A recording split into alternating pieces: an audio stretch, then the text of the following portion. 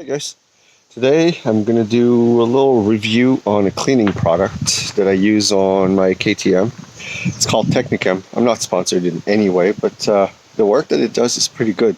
I mean, I don't do a thorough clean like some folks do, but I try to get it clean enough so that I don't wear out parts prematurely and stuff like that. So here's what the bike looks like.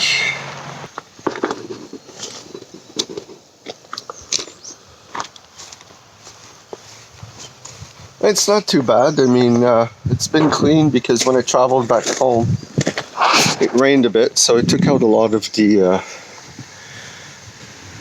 mud. And this is the stuff that I use.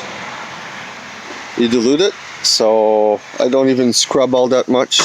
All I do is I rinse the bike with a garden hose, and I spray it off with that, let it sit for like 5-10 minutes, hose it off, just wipe down on the black pieces, and I'll show you what it looks like.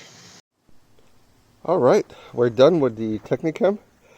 I barely scrubbed the bike, just a couple of spots that the mud was really caked on.